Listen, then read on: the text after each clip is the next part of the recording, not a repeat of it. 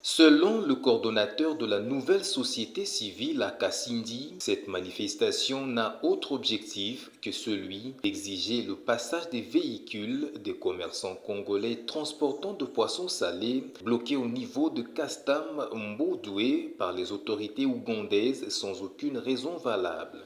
C'est un mouvement de grève qui a été initié parce que nos véhicules ont été bloqués au niveau de l'Ouganda, dans les pays voisins. Pourtant, ce sont des véhicules qui avaient les documents à destination de la RDC.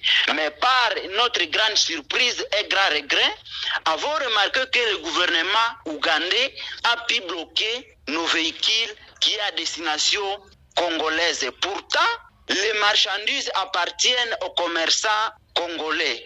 Voilà ce qui nous a poussé à organiser ce mouvement de grève pour appeler la conscience de nos autorités, donc du gouvernement central, de pouvoir s'investir dans ces situations avant que le pire arrive. Mais sur ce, nous appelons la population qu'à partir de demain 17 août 2024, qu'il n'y aura pas aucune activité qui sera observée dans l'agglomération de Kasindi.